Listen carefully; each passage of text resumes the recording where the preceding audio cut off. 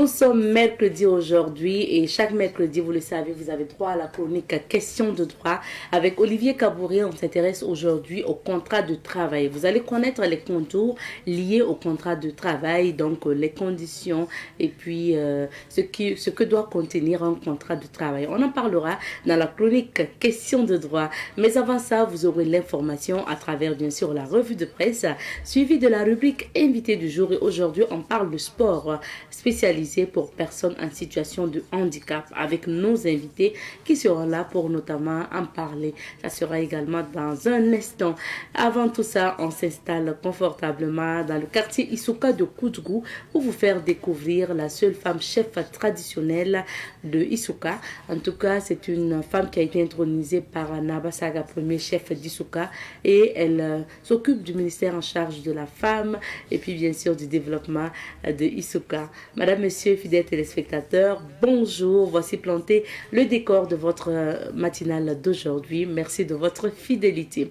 On va aller tout de suite et maintenant à Isuka, donc à Koudgou, pour découvrir l'histoire de Napwakazili. Il y a une femme qui règne comme chef traditionnel au même titre que les autres ministres de Nabasaga Ier. D'ailleurs, Nabasaga Ier, qui est chef d'Isuka, a dit que pour lui, il était important de nommer une femme chef traditionnelle parce que il était confronté à des questions en lien avec la femme et il se demandait bien comment résoudre ces problématiques. Pour lui, c'était important qu'une femme puisse s'occuper de ces questions-là parce qu'elle comprendrait mieux. Voilà pourquoi il s'est approché des sages d'Isuka, des autres ministres aussi, pour notamment demander à ce qu'on nomme une femme chef traditionnelle. Et depuis quelques années, Napwakazili est chef traditionnel d'un quartier de Isuka.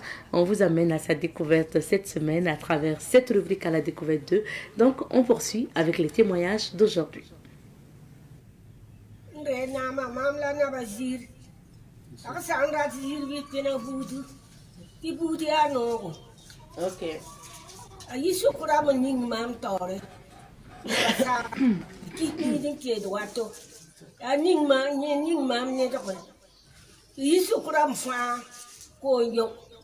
Mam nam pore ndam bazin yire biya to nyak mama tinga bayi amam wa mi yetum pasake wi ninki me to nyak mama ya ba kine pas bon docteur pareil bam kan ka vivre par la bam rata. Elle s'appelle Nabaziri.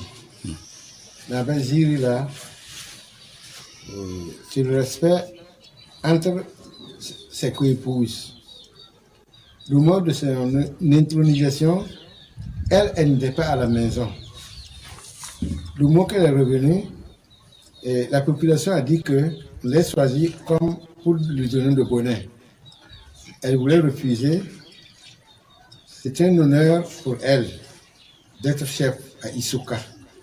Parce que Isuka, c'est le premier descendant, sont les premiers descendants de Koudgou.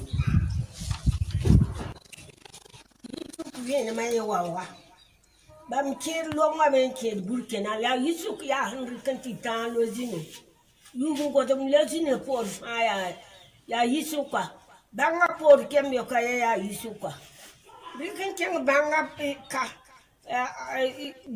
kira banga fa ya yisuka yisuka wa be ya ben kir to tora. Isuka est trop large. D'ici jusqu'à... Là, d'abord, c'est le secteur 6 en français. Là, Isuka, on souffre. Isuka. Abattoir, il y a Isuka. Prison civile, il y a Isuka. NSK, il y a Isuka. Continue pour le... Mpamana bumye ya mbukui bala aba mbele mo bumbu ngikana nkona bum pamana bafila hampam ro kwamba nko babwe yare bala. Je n'ai rien fait pour la famille. Je suis une femme du Souka. On ne peut pas aussi introniser une fille du Souka. Parce que quand on introduit une fille du Souka, elle doit partir avec le bonheur le mois de son mariage. C'est pour cela qu'on a introduit une femme du Souka pour qu'il puisse diriger être au milieu de ses coépouses pour diriger. À présent, je vous donne lecture des titres des différents journaux. On débute par Le Quotidien. Le Quotidien qui affiche à sa une Conseil supérieur de la magistrature, 9 nouveaux membres prêtent serment. L'ONAB, la fortune sourit à Marcel Tietanga, plus de 58 millions de francs CFA en poche. Trafic d'enfants, Ouaga, 3 suspects interpellés à Ouaga Inter. Crise au Sinaïs B. Il faut qu'on respecte les textes, selon Mahamadi Kabori. À présent, le quotidien d'État Citoyen. Citoyen affiche à sa une semaine AES au Mali. Le ministre Gilbert Ouedraogo fait la promotion du FESPACO à Ségou. Conseil supérieur de la magistrature, 9 membres de droit prêtent serment. Montée des couleurs dans les hauts bassins, les corps constitués invités à une synergie d'action pour l'atteinte des objectifs de l'année 2025. Sortie de promotion à l'ENAREF, 399 VDP des finances prêts à servir. On murmure trafic d'enfants, 3 individus interpellés par la police municipale. Sopto, les produits Adia bientôt disponibles. Loterie nationale burkinabé, l'éleveur Marcel Tietanga empoche 58 547 500 francs CFA. Mercure, Gabon, l'après Ali Bongo. On continue avec l'Express du Faso, le quotidien bobolais qui affiche à sa une ce matin l'ONAB Bobo du Lasso, un agent public, empoche 58 547 500 francs CFA au PMUB. Autant le dire, Ouagadougou, on ne papillonne pas avec les installations anarchiques. Recouvrement de la nouvelle taxe sur les agrégats à Bobo, près de 300 millions de francs CFA attendus au premier trimestre 2025. Kiosques, maquis, grillades autour du lycée provincial Molosanou. Libérer les coins. Montée des couleurs dans les hauts bassins, les citoyens invités à cultiver l'exemplarité fiscale. Face au Foot Ligue 1, Raimo FC, toujours leader. Société burkinabé de tomates, la pâte Adia, bientôt sur le marché. On continue avec l'Observateur Palga, le douanier des quotidiens privés. L'Obs affiche ce matin Dr Christian Ouedraogo, président du club d'amitié Burkina-Russie. Même si les Occidentaux nous construisaient des routes et des CSPS, le partenariat n'était pas gagnant-gagnant. Réouverture au marché de Sankariari. Aya, les commerçants, faut sciencer des... C'est à lire dans les humeurs de Paris. Reconquête du territoire national. Bouroum sonne la mobilisation à Kaya. Carnet de santé, le DG de Yalkado, stagiaire d'une matinée à l'Obs. Archidiocèse de Bobo du Lasso, Monseigneur Dabiré, a pris possession du siège métropolitain. Aujourd'hui au Faso, à présent, audience solennelle de prestation de serment, le CSM étoffé de 9 membres. Santé publique, vétérinaire et production agricole, un mariage fécond grâce à la vision du Mara. Dynamique de l'AES, l'union des ressortissants CEDEAO-AES fait chorus derrière Goïta, Ibé et Tchani. CEDEAO, fin de contrat pour les fonctionnaires de l'AES à partir de septembre 2025. Burkina Faso, les produits Adia commerciables à partir de fin février 2025. Cessez le feu unilatéral du M23, Parlement de RD Congo pour un modus vivendi, Kagame pas au courant. Les belligérants de Goma sur le chemin de Damas. Journée mondiale contre le cancer, le message du ministre Kargougou. On termine par le journal Le Pays, qui affiche à sa une ce matin opérationnalisation du plan de circulation alterné à sens unique à Ouaga. Les acteurs examinent la faisabilité. Conseil supérieur de la magistrature, 9 membres prêtent serment. Guerre en Ukraine, Donald Trump veut une garantie sur les terres rares ukrainiennes en échange de son soutien à Kiev. Révélation, commune de Ouaga, des individus interpellés pour trafic d'enfants. Actu Sport, le Tigre CR7 du moins, ça proclame sa tigritude. Direction générale de la CCIBF, Mahamadi Koussoubé passe la main à Seydou Tou. Poule de puce, mode de transmission et traitement. C'était là le dernier titre du journal Le Pays et c'était le dernier titre aussi de la revue de presse. Alors, à vos kiosques à journaux pour justement lire ces différents articles. À présent, découvrons les couleurs du temps, c'est dans la météo et juste après on retrouve nos invités. Nous recevons aujourd'hui M. Guy Yamego, président de la Fédération burkinabé des sports pour les personnes handicapées. Bonjour à vous M. Yamego. Bonjour. Bienvenue. Merci. Nous sommes également sur ce plateau avec M. Roger Ramdé, secrétaire général de la Fédération des sports pour les personnes handicapées. Bonjour M. Ramdé. Oui, bonjour madame. Merci d'être là. Merci. Alors, on va faire le bilan d'un certain nombre d'activités que vous avez organisées récemment. Mais avant, c'est bien quand même qu'on puisse découvrir plus la fédération. Monsieur Yamego, la Fédération burkinabé des personnes pour des sports pour les personnes handicapées. Présentez-nous cette fédération. C'est une fédération qui regroupe 4 sensibilités. Les handicapés physiques, communément appelés les moteurs, les déficients intellectuels, c'est-à-dire les déficients mentaux, il y a les déficients, les handicapés visuels, et puis les sourds et malentendants. Donc nous avons 4 catégories de sensibilité qui compétissent chacun dans sa discipline. Voilà. Et lorsque nous organisons les compétitions, si c'est en athlétisme, nous regroupons tout le monde et nous avons autour de 28 à 32 disciplines. Mais voilà. Et cette fédération, effectivement, organise des compétitions et nous avons déjà fait notre compétition dans le mois de juillet et à Bobo Dilachio, mais ça c'était le para-athlétisme qui a regroupé presque de 120 personnes, 120 athlètes et qui ont concouru dans 28 disciplines. Et cette fois-ci, le 1er février, nous avons organisé la compétition paracycliste, c'est-à-dire le cyclisme des handicapés visuels, les cyclistes, le handbike, et ça, ce sont les tricycles, des moteurs. Et nous avons aussi fait les jeux collectifs. Le torball, ça c'est pour les handicapés visuels. Et handi-basket, c'est pour les déficients moteurs. Alors, autant de disciplines. Hein.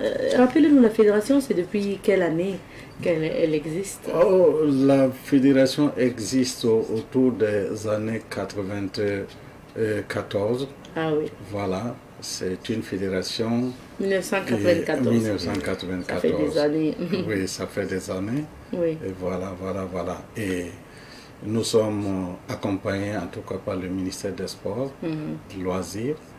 Et nous menons tant bien que mal les compétitions au profit des personnes handicapées de notre pays.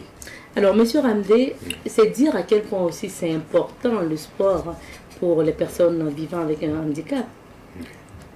Oui, le sport est vraiment très important pour les personnes en situation de handicap, dans la mesure où ça permet à tout un chacun de se mesurer et de se faire valoir. Voilà, parce que il y en a même qui ignorent que la personne en situation de handicap peut faire du sport. Voilà, et au-delà de cela, il y a même la santé même pour la personne. Et donc vraiment c'est très important le sport pour les personnes en situation de handicap. Comme on le dit, le sport, c'est la santé, le sport est important pour tout le monde, donc y compris la personne en situation de handicap. Monsieur Yamego, une fédération, plusieurs disciplines, vous l'avez dit, chaque année vous avez un certain nombre d'activités que vous organisez. Mais est-ce que vous participez, je vais dire vos athlètes participent à des compétitions nationales, internationales? Est-ce que vous organisez des compétitions? Bien sûr, nos athlètes participent aux compétitions nationales d'abord et nous essayons de sélectionner les meilleurs et que nous allons à l'international pour compétir. Bon, à titre d'exemple, l'an passé, nous sommes allés au Grand Prix de Marrakech. C'est au Maroc, c'est de l'athlétisme. Et nous avons été représentés par 3 athlètes, 2 femmes, 1 homme, et ils ont ramené 4 médailles.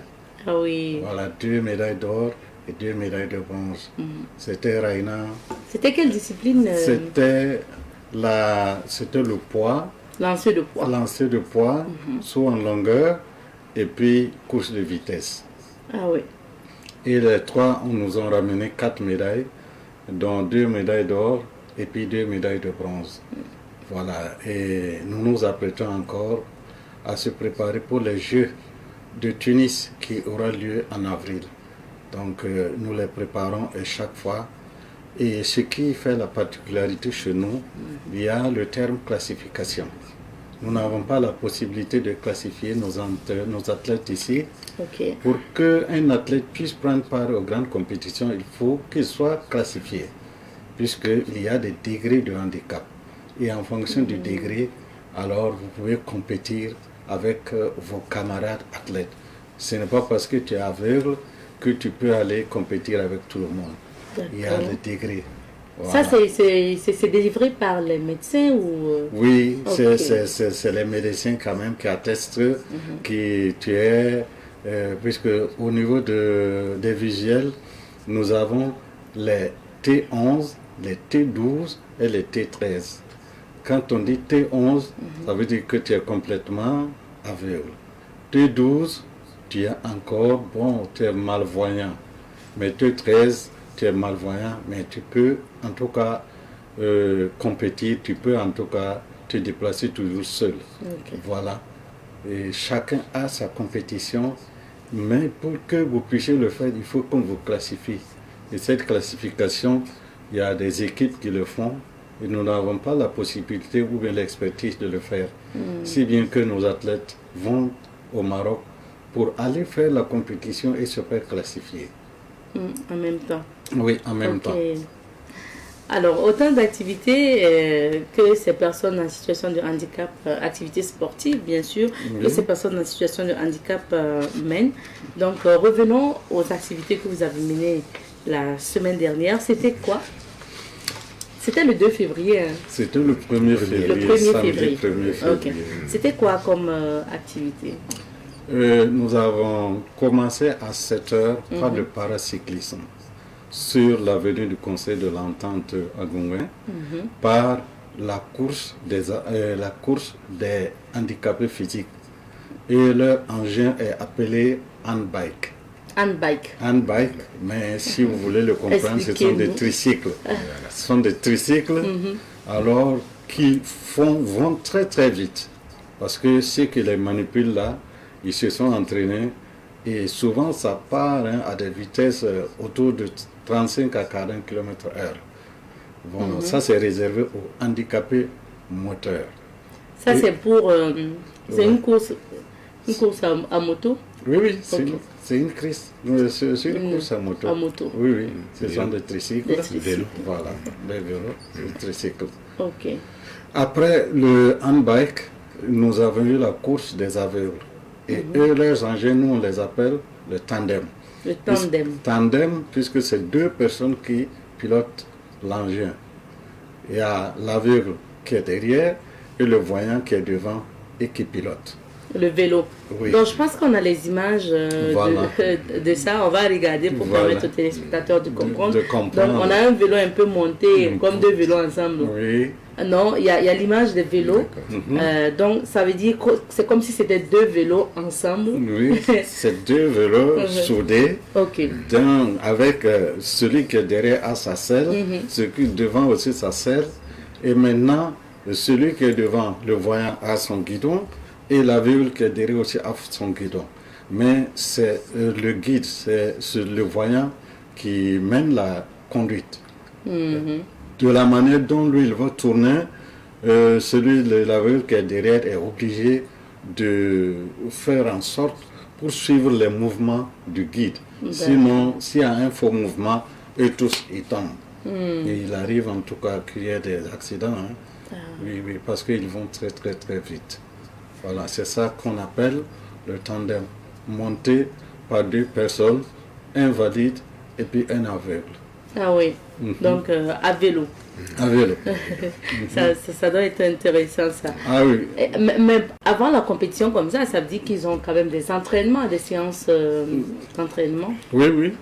Ah oui. Ça, avant la compétition, comme ils sont dans des clubs, chacun se prépare. Ok. Voilà, en tout cas, ils se préparent, ils font des compétitions, ils s'entraînent individuellement ou bien collectivement. Ils vont souvent, il y a d'autres qui quittent ici pour aller à Kokologo, il y a d'autres qui vont à Tanunda-Souri. Voilà, donc toujours se préparer pour venir à la compétition. Jusqu'à Tanunda. Ça veut dire qu'ils font quand même des kilomètres. Des kilomètres. Oui, oui, ils font des kilomètres. Ah oui. Oui, ça c'est clair. Oui. Donc on a parlé de la course à moto, la course à vélo. Oui, tout est à vélo. Ah, tout est à vélo. Ok, quand vous avez parlé de tricycle. Tricycle, c'est le handbike. Voilà. Handbike, ça c'est... Ça c'est le tricycle de moteur. Là. Ok. Et quand vous dites handbike, ça veut dire qu'il joue au... Je sais pas, il joue au... Handbike. Non, c'est handbike là, c'est le nom de l'engin. De l'engin. Okay. Voilà, c'est l'engin. Ça c'est comme pour que les gens comprennent, il a la forme un peu d'un tricycle. D'accord. Voilà, c'est ça. Ok. On a parlé de sport lié au cyclisme. Il y a eu certainement d'autres activités. Bien sûr, au niveau il y a eu le sport collectif aussi. Lorsque les athlètes ont fini la course, ils sont revenus à l'ABEPAM. L'ABEPAM, c'est le siège de l'association. Voilà. Et cette association, nous avons préparé ce qui doit faire aussi la compétition des aveugles par le Torbol. Là-bas, il y a eu 3 équipes. Une équipe venue de Bobo et 2 équipes de Ouaga. L'équipe de Bobo est appelée Espérance Bobo. L'équipe de Ouaga, c'est Abepam Ouaga. La seconde équipe de Ouaga aussi, c'est AMAP. À l'issue des activités des compétitions, alors c'est l'équipe de Bobo qui est sortie vainqueur. Mais c'est quoi le Torbol? Le Torbol, on va vous demander beaucoup d'explications. C'est une discipline des personnes handicapées, visuelles, jouée avec 3 personnes. Il y a un plateau, et sur le plateau, si vous voyez un terrain de handball, c'est à peu près la même chose. Et il y a 6 personnes qui jouent. 2 et 3 en face et 3 de l'autre côté. Et maintenant, ce qui est fabuleux, c'est comment faire marcher ce torbol. Il y a un ballon sonore. Le ballon est sonore. Et le joueur, dans son camp, il va jeter avec force ce ballon qui va rouler jusqu'au camp adverse. Et ceux qui sont de l'autre côté, eux tous, ils ont les yeux fermés, les yeux bandés. Ils suivent le ballon parce que le ballon a des grelots à l'intérieur et qui fait du bruit. Et l'aveugle est obligé soit de se mettre sur la trajectoire du ballon pour l'empêcher de rentrer. C'est comme ça. Ils ont tous les yeux fermés. Donc, voilà. Il y a le ballon, on le jette avec force, ceux qui sont de l'autre côté, et alors s'attendent à le récupérer, et ainsi de suite. Donc, quand 2 équipes jouent, la durée normale c'est 5 minutes. Après 5 minutes, bon, les gens se reposent et puis le reprennent. Voilà, c'est un peu et pour cette discipline, c'est Bobo Dioulasso qui l'a... C'est Bobo qui l'a remporté. On va laisser M. Ramdé ajouter peut-être les autres voilà, disciplines. Handi Basket. Oui, bon, après ça, il y a eu le Handi Basket, où il y a eu 5 équipes, à ma connaissance. Et il y a eu l'équipe de Bobo. Là-ci, il y a eu Koudougou, il y a eu Wayouya, et il y a eu Abouza de Ouagadougou, et il y a eu Handicap Solidaire de Ouagadougou. Et cette compétition a été remportée donc par Abouza une équipe de Ouagadougou. Et Bobo s'est classé deuxième. Et Handicap Solidaire de Ouagadougou s'est classé troisième. Il faut dire que Handi Basket, c'est le basketball des personnes en situation de handicap. Oui, c'est le basketball des personnes en situation de handicap moteur. Et qui se joue, bon, généralement on parle de Handi Basket, mais le nom actuel là, c'est le basketball sur fauteuil roulant. Ok, comme on le voit à l'image de M. Handi, là on voit sur des fauteuil roulant, voilà, effectivement, et ça a ses règles. Mais nous, bon, comme on n'est pas professionnel, bon, mais il y a des arbitres professionnels. D'accord. Et ça a ses règles. Hein. Voilà, comme vous voyez, c'est exactement comme pour les personnes valides. Mais ici, c'est que, bon, ils jouent avec à l'aide des fauteuils roulants. Voilà, comme nous constatons. Voilà, il y a le panier. Bon, voilà, c'est le même terrain de basket. Voilà, comme pour les personnes valides. Ok, donc c'était essentiellement ces activités-là. Oui. Ou il y a d'autres. Oui, c'était essentiellement ces activités, comme le président l'a dit. Nous avons divisé donc nos championnats là, en deux parties. La première partie, c'était joué en G à Bobo du Lasso, et ça, c'était essentiellement de l'athlétisme. Et cette fois, c'est du parasport. Ok. Voilà. Alors, quelles sont en fait les précautions que vous prenez, hein, M. Amego, quand vous devez organiser ces genres de compétitions-là, surtout quand ça concerne des personnes en situation de handicap, pour éviter, que quelque chose ne se passe ou qu'il y ait... Des accidents? Oui, des accidents. Bon, par rapport à la course, la police est là pour sécuriser le trajet, voilà, pour permettre aux coureurs de s'exprimer librement. Et dans les autres coins, nous avons notre docteur qui est là, qui suit et qui est prêt à secourir s'il y a un blessé. Donc nous prenons toutes ces dispositions quand même pour sécuriser les sportifs. Voilà. Surtout au niveau de la course, vous savez, ils vont très vite et si quelqu'un se met sur leur trajectoire, c'est la catastrophe. Donc la police, en tout cas, est mobilisée pour sécuriser le trajet, empêcher, en tout cas, les passants de traverser jusqu'à ce que nous finissions la course. On sait que ça, c'est un championnat, donc ça concerne les professionnels, comme on le dit, qui s'entraînent dans des clubs, donc qui viennent participer à ces compétitions, qui remportent ces médailles et ces titres-là. Maintenant, qu'en est-il des personnes en situation de handicap qui ne sont pas dans les clubs, qui ne sont pas des professionnels? Est-ce que vous pensez aussi à leur sport? Et par quel mécanisme eux, ils s'expriment? Bon, eux, ils s'expriment dans leur club, et parce que nous avons autour de 29 clubs, et ces 29 clubs-là, dans leur club, sont en train de s'entraîner aussi. Oui. Voilà, et nous avons aussi souvent... Si nous avons les moyens de former leurs encadreurs pour qu'ils puissent les mettre au parfum de tout ce qui est nouveauté, puisque souvent les règles changent, souvent aussi les dispositions tactiques changent.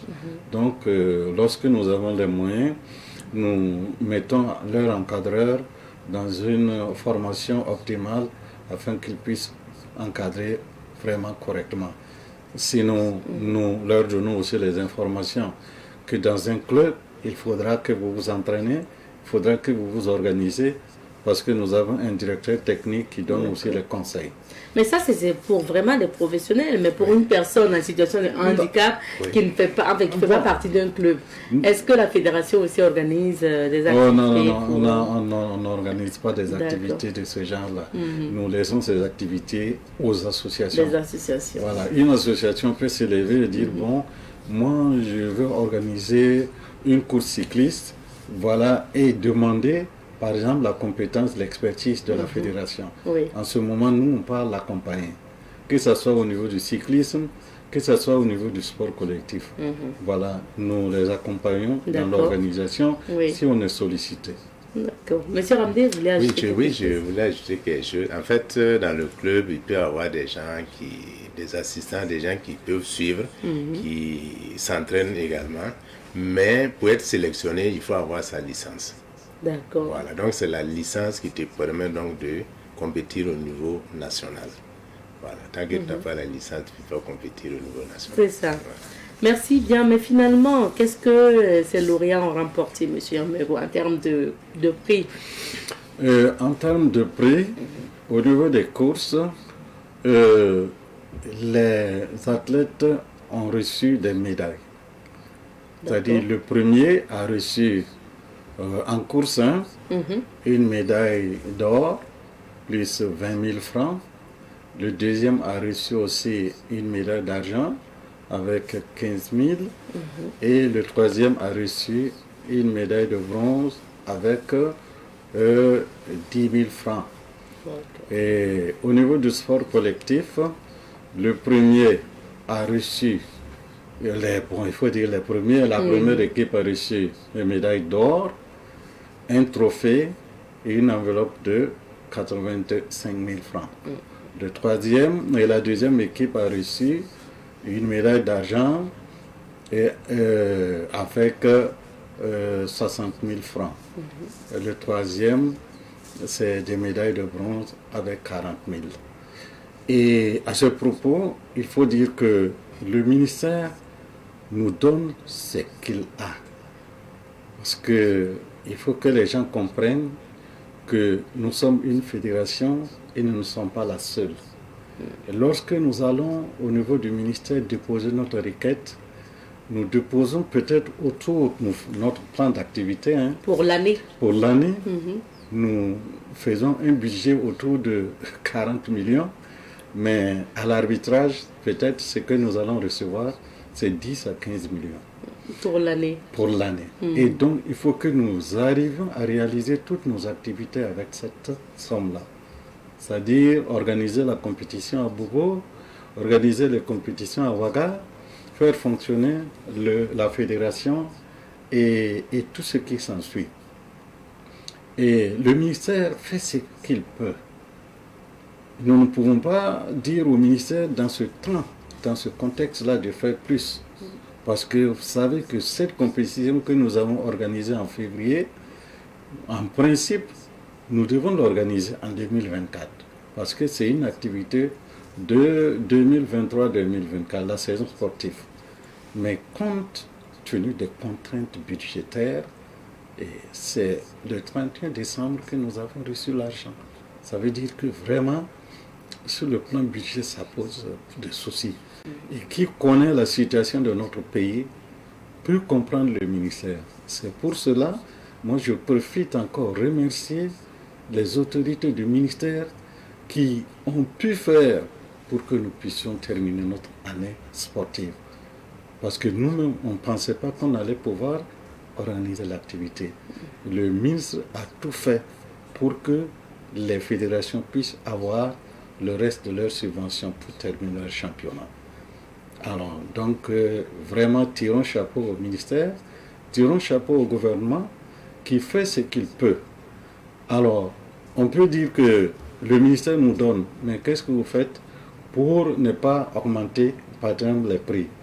Mais c'est pas ne pas. On a essayé, on dépose plusieurs fois des requêtes au niveau des institutions, au niveau des entreprises, au niveau des particuliers que je ne citerai pas de nom ici, mais ça n'a jamais abouti.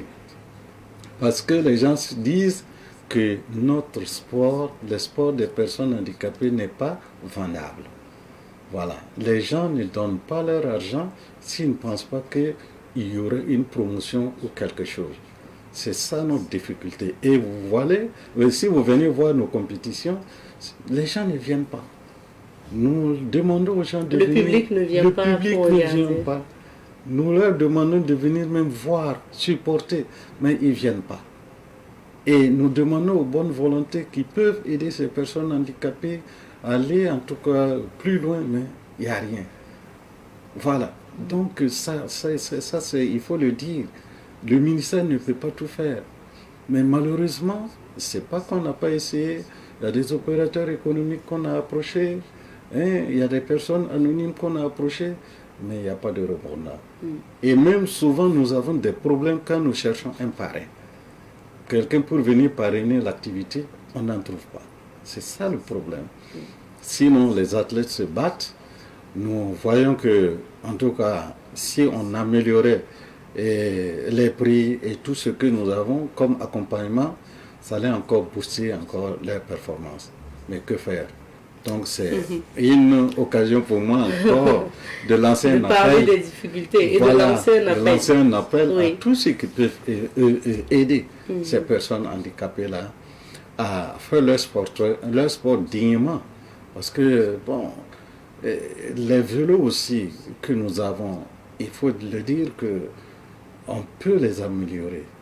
Mais simplement, un vélo de handbike, niveau professionnel, tourne autour de 3 millions.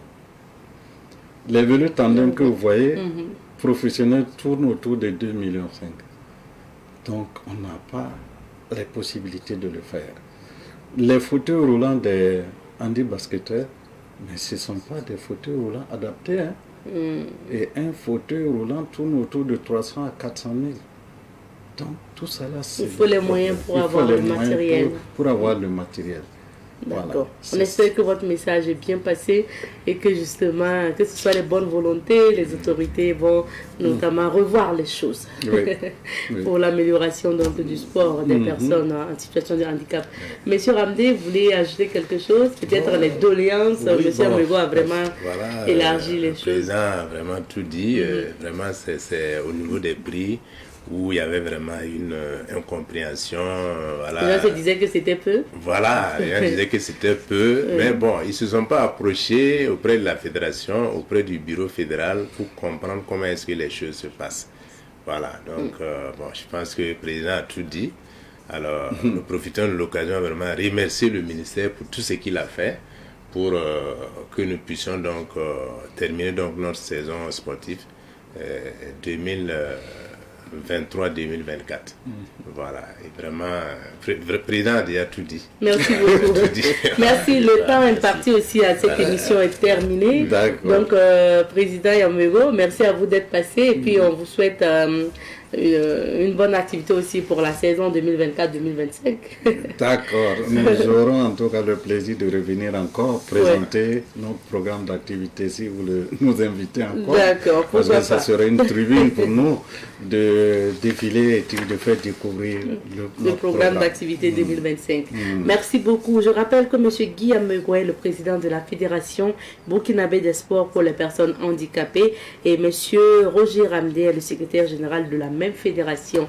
On a parlé du sport pour les personnes handicapées, surtout compétition nationale. On va s'arrêter ici pour l'entretien d'aujourd'hui. On marque une petite pause et puis on revient. Nous recevons ce matin Olivier Kabouré de Juristes Sans Frontières. Bonjour Olivier. Bonjour Abzeta et bonjour aux téléspectateurs. Bienvenue. Tu es sapé comme d'habitude. Alors Olivier, aujourd'hui on parle de contrat de travail. C'est un thème qui va intéresser beaucoup bien sûr les travailleurs et ceux aussi qui aspirent au travail. Et comment on peut définir le contrat de travail? Alors, avant de définir le contrat de travail, ce qu'il faut savoir, c'est que le contrat de travail est une convention qui est régie par la loi 028-2008 du 13 mai 2008 portant code du travail.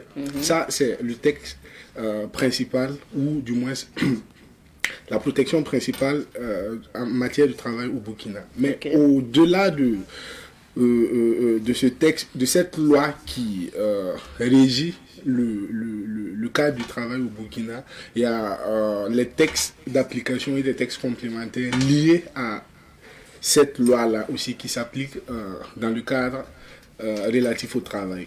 Et au-delà de ces textes complémentaires et de ces textes d'application, il y a ce qu'on appelle la convention collective interprofessionnelle du 9 juin 1974 aussi, qui s'applique au cadre du travail au Burkina Faso. Et pour terminer, éventuellement, il y a ce qu'on appelle le règlement intérieur quand le contrat de travail est rédigé ou agit dans le cadre d'une société. Il y a le règlement intérieur de la société qui peut éventuellement aussi régir le contrat de travail.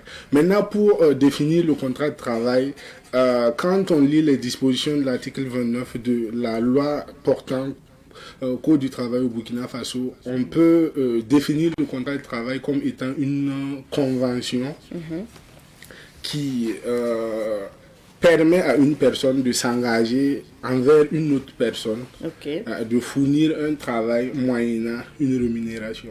Ça veut dire qu'il y a une personne qu'on appelle employé, qui s'engage auprès d'une autre personne qu'on appelle employeur, à lui fournir un travail, une prestation professionnelle, et en retour, cette personne appelée employé récupère ce qu'on appelle une rémunération, un salaire. Voilà. Le contrat de travail doit être conclu librement. Voilà. Elle peut aussi être une convention écrite ou orale. Voilà. Mais dans le principe, elle doit être conclue librement. D'accord. Voilà. Ok, ça veut dire qu'on peut avoir un contrat écrit, on peut avoir un contrat oral également? Oui, on peut avoir un contrat oral. Ce qu'il faut retenir, c'est que le fait d'être dans une relation de travail avec son patron et de ne pas avoir un papier qui atteste cette relation de travail n'est pas un handicap pour l'employé. Par exemple, s'il veut faire reconnaître que la relation avec son employeur peut être qualifiée de contrat de travail. Donc, le contrat de travail n'est pas nécessairement écrit. Une convention orale. Par exemple, quand quelqu'un veut vous prendre pour une de ses activités, vous discutez. Voilà, je veux que tu fasses ça et après, bon, je te donne ça comme rémunération. Les horaires de travail, c'est ça et ça. Généralement, pour nos personnels de maison, je pense que là sont ceux qui établissent un contrat écrit. Tout à fait. Mais on échange avec, par exemple, la fille de ménage. Voilà ce que tu dois faire, tout. Tout à fait. Et puis, en contrepartie, à la fin du mois, voilà ce que je donne. Tout à fait. Et c'est fait de telle sorte que l'employé reconnaît son patron comme son supérieur hiérarchique et est aux ordres de son patron. Donc, au regard de tous ces éléments, on peut bel et bien qualifier une convention orale de contrat de travail. Donc, le contrat de travail n'est pas nécessairement écrit. Il peut bel et bien être oral. Maintenant, la nuance qu'il faut faire ici, c'est que le contrat de travail écrit permet à l'employeur et à l'employé de garantir la clairvoyance ou si vous voulez la clarté de leur relation, parce que dans le contrat de travail on détermine les modalités du travail, les modalités du paiement du salaire, pas mal de choses qu'on peut consigner dans le contrat de travail sous la forme écrite qui peut garantir quand même un certain nombre de choses. Maintenant, le contrat de travail oral lié à son instabilité fait de telle sorte que le juge dit que tout, ou du moins la loi dit que tout contrat de travail oral est réputé être un contrat de travail à durée indéterminée. Voilà. Donc, si l'employeur refuse ou pense qu'il peut travailler avec l'employé sans faire un contrat en bonne et due forme, de façon écrite, il rentre dans un contrat à durée indéterminée sans le vouloir. Parce que la loi dit que tout contrat qui n'est pas écrit, tout contrat de travail qui n'est pas écrit est réputé être un contrat à durée indéterminée. On entend justement parler de contrat à durée indéterminée et contrat à durée déterminée. C'est le lieu justement de nous clarifier. Alors, comme dit son nom, le contrat à durée indéterminée est un contrat qui ne précise pas la période de fin du contrat. Ça veut dire on vous recrute pour une durée indéterminée. Voilà, comme le nom l'indique. Il n'y a pas de période de fin du contrat. Contrairement au contrat à durée déterminée, le contrat lui-même, dans ses clauses, précise que le contrat débute de temps à temps. Donc, la période de fin, par exemple, plutôt du contrat est précisé dans le contrat. Ça, c'est la première nuance qu'on peut faire entre un contrat à durée indéterminée et un contrat à durée déterminée. Alors, l'autre nuance qu'il faut faire aussi, c'est le mot de rupture. Dans un contrat à durée indéterminée, l'employé ou l'employeur peut mettre fin au contrat à tout moment, moyennant un préavis. Ça veut dire que si vous êtes, si vous êtes dans un contrat à durée indéterminée et que votre employeur veut se séparer de vous, ou si vous voulez partir de la société, par exemple, si c'est une société, vous devez envoyer un préavis à votre employeur. Généralement, les termes de contrat précisent la période du préavis. Mais la loi dit, si ce n'est pas précisé dans le contrat, la loi dit, si la rémunération du salarié est faite de façon journalière ou à l'heure, le délai de préavis est de 8 jours. D'accord. Si l'employé n'est pas un cadre de la société ou un technicien ou un agent de maîtrise, le délai de préavis est d'1 mois. D'accord. Voilà, l'employé a 1 mois pour donner un préavis à son employeur parce qu'il veut partir. Et si l'employé est un cadre de la société ou un technicien ou un agent de maîtrise, c'est des postes clés, quoi. Voilà, le délai de préavis est de 3 mois. D'accord. Voilà. Pour permettre Donc, quand même à l'entreprise oui, aussi de se c'est préparer. encadré. Donc, l'employé ou l'employeur qui veut se séparer de son employé, ou l'employé qui veut se séparer de son employeur, ne peut pas donner un préavis qui va au-delà de ces 3 mois-là. D'accord. Voilà. Maintenant, il peut, par négociation, si les termes du contrat le permettent, peut raccourcir le délai du préavis. Voilà. D'accord. Là, on est dans un contrat à durée indéterminée. Voilà. Maintenant, dans un contrat à durée déterminée, on ne peut pas rompre le contrat. Ah, ok. Oui, on ne peut pas rompre le contrat parce que si vous n'allez pas au terme du contrat, si vous n'allez pas jusqu'à la fin du contrat, vous ne respectez pas les termes du contrat. Donc, de principe, le contrat à durée déterminée, on ne peut pas le rompre.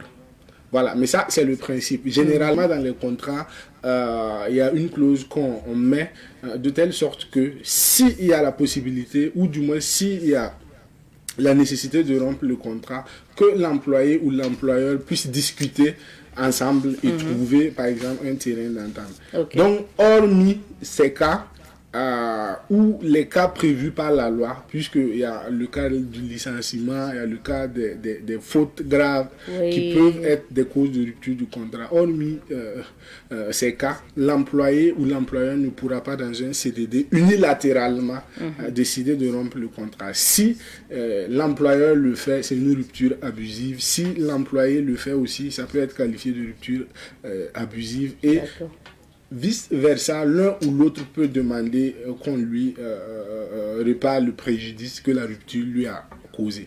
D'accord. Voilà. Donc c'est un peu la nuance qu'on peut faire des deux contrats. Alors, quelles sont les obligations du travailleur lorsqu'il signe un contrat, enfin, lorsqu'il y a un contrat de travail? Alors, le contrat de travail, quand il est écrit, il peut donner un certain nombre d'indications par rapport aux obligations de travail. Voilà. Et de façon générale, la loi donne principalement 3 obligations. La première obligation, c'est l'obligation de faire le travail pour lequel il a été recruté. La deuxième obligation, c'est l'obligation de respecter ses supérieurs hiérarchiques. Okay. Et la troisième obligation, c'est de respecter la discipline de l'entreprise, de respecter les horaires de l'entreprise et de se conformer aux consignes sanitaires et d'hygiène prévues par la société. Voilà, donc ce sont ces obligations qui pèsent sur la tête de l'employé. Donc du travailleur. Du travailleur. Maintenant, de l'autre côté, l'employeur, donc pour ne pas dire le patron, quelles sont ses obligations? Alors, voilà, c'est comme ce que j'ai dit tantôt. Dans ce cas aussi, le contrat peut prévoir d'autres obligations pour l'employeur. Si c'est acquis de commun accord, le contrat peut bel et bien prévoir des obligations pour l'employeur. Mais de façon générale aussi, la loi prévoit un certain nombre d'obligations pour l'employeur. La première obligation, c'est de trouver le travail à l'employé. Si vous engagez quelqu'un pour quelque chose, il faut que effectivement la personne puisse faire la chose pour laquelle elle a été engagée. Voilà, donc trouver le travail pour l'employé. Il faut, l'employeur a l'obligation de payer la rémunération de l'employé. Voilà.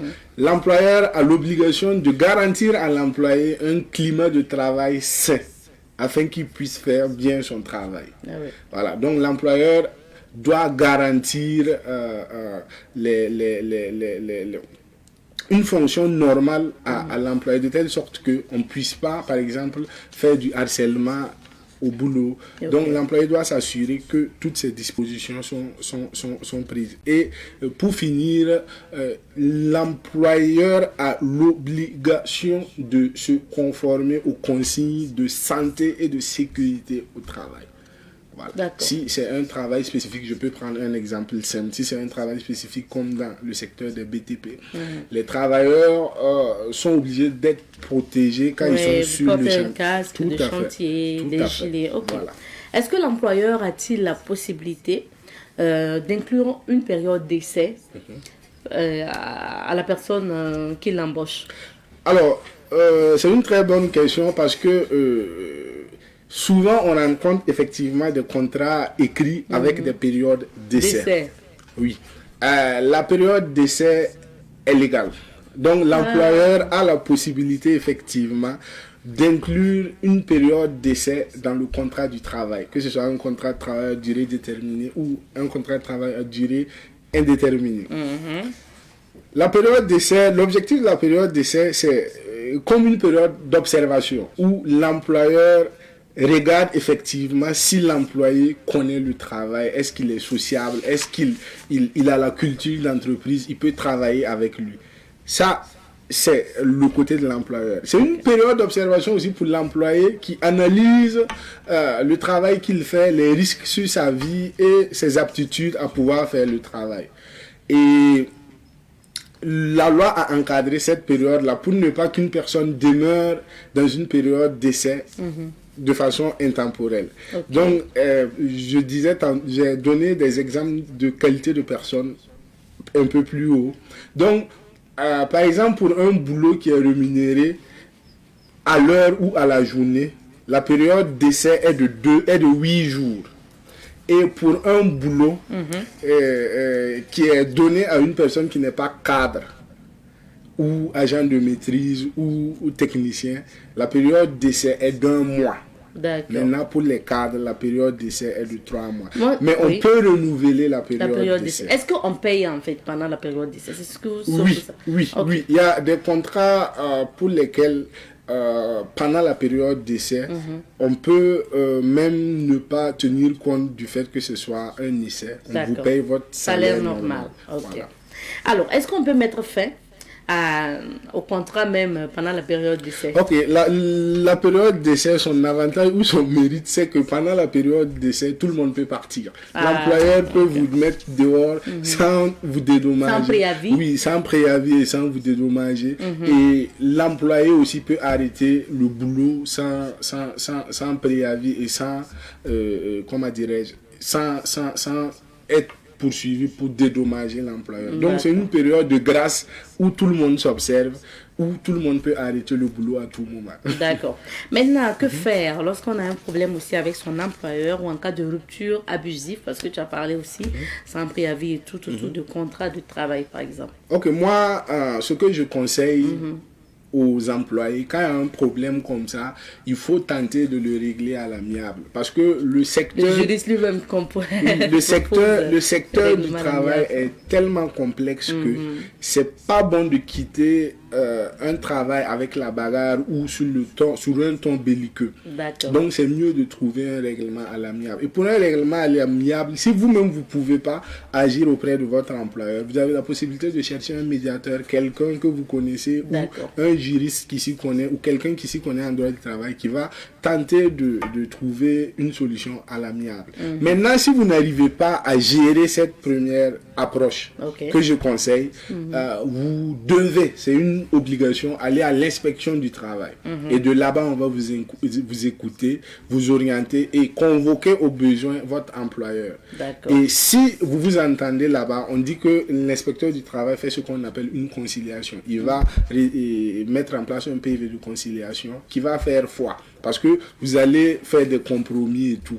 Maintenant, si l'action ne part pas vers une conciliation, il va dresser aussi un PV de non-conciliation.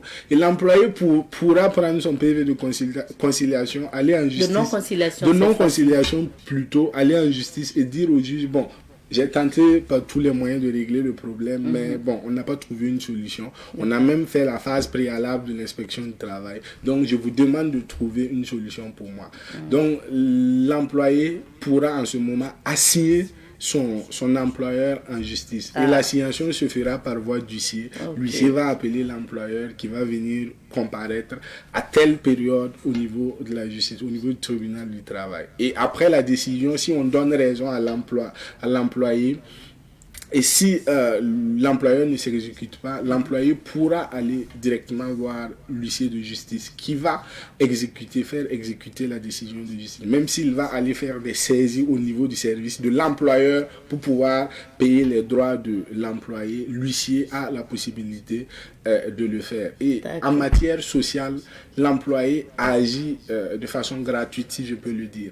Parce que tous les frais, par exemple, si on condamne l'employeur à payer des frais, c'est l'occasion aussi d'informer, de donner l'information à tous les employeurs. Si on condamne l'employeur à dédommager ou à payer des frais à l'employé et que l'employeur ne s'exécute pas, tous les frais que l'employé va engager pour recouvrer ses droits seront payés à la fin par l'employeur. Ça veut dire que l'huissier va faire le calcul général et toutes les actions qui seront entreprises seront payées par l'employeur, en plus de ce qu'il devait donner à l'employé. D'accord.